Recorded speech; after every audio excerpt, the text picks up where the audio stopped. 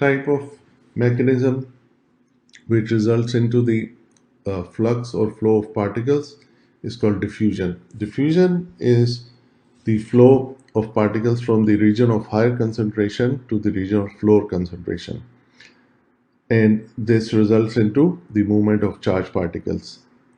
And this is, of course, the charge movement of charged particle is current. So the simple example of understanding diffusion is that that same old example where if there is a source of perfume molecules, after some time you have see them spreading all over the inner room. So those molecules go from the gradient of higher concentration, from the higher concentration area to the lower concentration area. And basically, if you write the equation for diffusion current, this is a part of course, the charge that's being carried, dN, which is called diffusivity coefficient, and the gradient, which is like how much is the difference in the electron concentration across a distance x. So we are just taking it in the x direction. So if we supply many more electrons at some length of a particle of a semiconductor bar, say it is x is equal to 0 and this is x is equal to L, and somehow we shine light and we have a higher number of EHP going on, which would mean that there will be more electrons and holes that be created. Those electrons and holes will start traveling towards x is equal to 0, where the concentration of the charge carriers is much less than what has been produced. So that's diffusion. And now dN or dP, if we are talking about Jp, then it would be dP, and in that case we will talk about dpx over dx. It's related to mobility, and this is a very important relationship as well. It's called Einstein's relationship. So Einstein relationship is easy to remember. D over mu equals kT over q. Just remember that.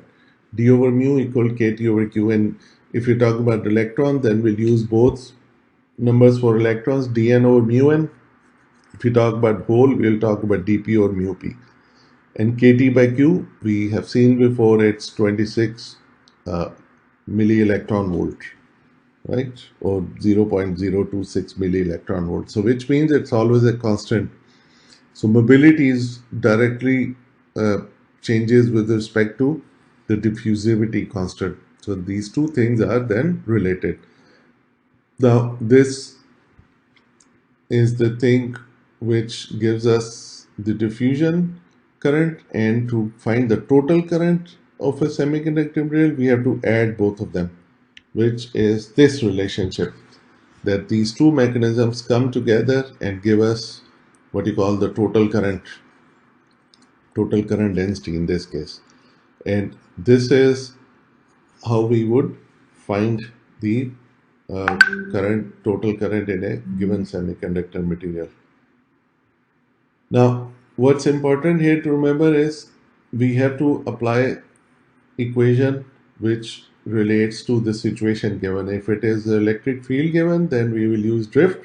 If it is diffusion given, then we'll use this part. If both are given, then we will just find them separately and add them, and we'll find total current. If we are given mobility, we can easily find diffusion coefficient. If we are given diffusion coefficient, we can easily find mobility. How? Through using Einstein's relationship, which is given here. You have to thus remember any of those. If they are given, the other one can be easily found. You just have to do calculations. Now, we have talked about mobility at length, and now the question is, what does mobility depend on? We have seen the simple relationship here. You don't have to remember, but you have to remember this one for sure, but this one just gives you an idea what's happening on in mobility. So T and M and star. T is the mean free time. Now this discussion will help us understand how does mobility change with temperature. There are two basic principles of scattering mechanisms that influences a charge carrier.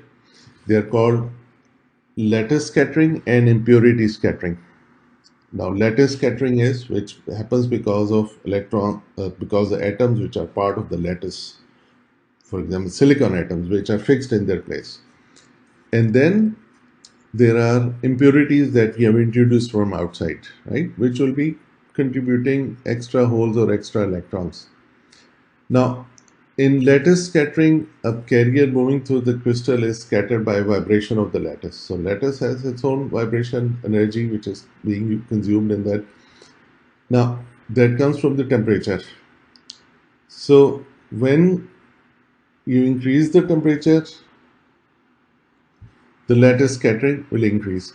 Now, this scattering events increase as the temperature increases because the thermal energy results into the agitation of the lattice and that becomes more.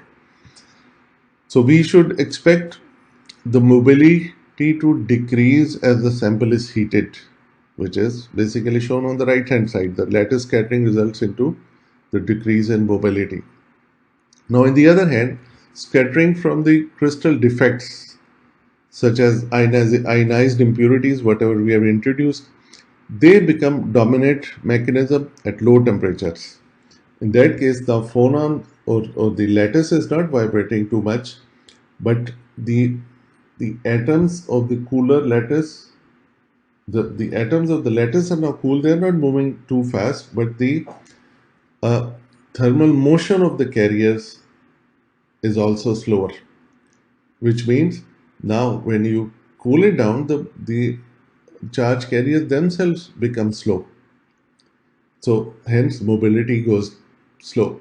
So which means a slowly moving carrier is likely to be scattered more, is also slower. So the thermal motion makes a carrier move slow, right? Now a slowly moving carrier is likely to be scattered strongly by an interaction with a charged ion, that is a carrier with greater momentum. So you have introduced that. So a slower one moving will strike much more strongly with the impurity that's been introduced. Now, how do we mathematically then explain this? So this is like capacitance. Capacitance is where the two capacitances, they cannot, their reciprocals are added and they give us, so two big capacitance, when we put them in series, the net capacitance is lower, right? So we have to then use the formula of 1 over C equals 1 over C1 plus 1 over C2.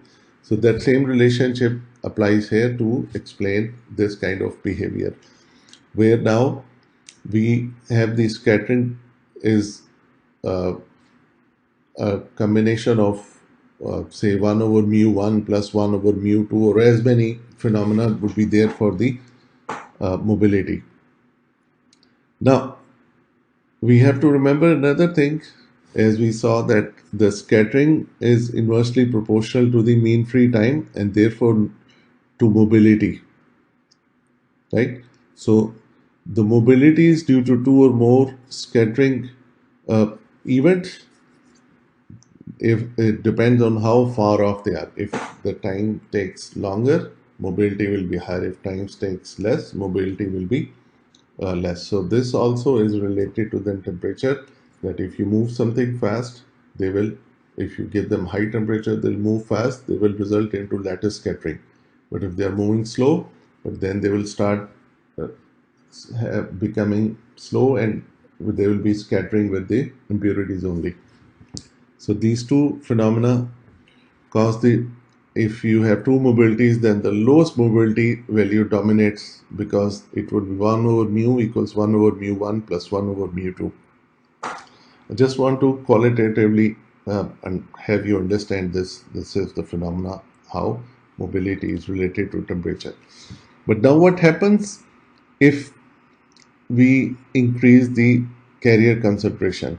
One can think that if we introduce more doping, we'll have more electrons and more holes, so our mobility should go up, but that's not the case. As the concentration of the impurities increase, the effect of impurity scattering are felt at high temperatures. So, for example, if the electron, now these are very important charts, we have to know this. The electron mobility mu n of intrinsic silicon. What is intrinsic concentration of silicon? You have to know this is the impurity concentration, this is the mobility. Of silicon is 1350 centimeter per volt square. Now, with the donor doping of 10 raised to power 17, the mobility becomes how much? So, with the donor doping of 10 raised to power 17, mu n is 700 centimeter square per volt second, which is now almost half than what it was for an undoped silicon. So, the presence of 10 raised to power 17 dopants has resulted into a significant amount of impurity scattering. Now, for any value, if I give you impurity concentration, say 10 raised to power 17, it should be straightforward for you to draw a line and then find out the mobility on the left hand side. How much is the value there, right? So, and the blue one is for electrons, the black one is for holes, right? So these are relationships that are important for us to know when we are talking about mobility and concentration and temperature. Let's stop there. There's an important topic which is coming in, and we have to do it with some examples. So if you have any questions, again, email me and we can go over further discussions on this. All right, I'll see you guys on Tuesday.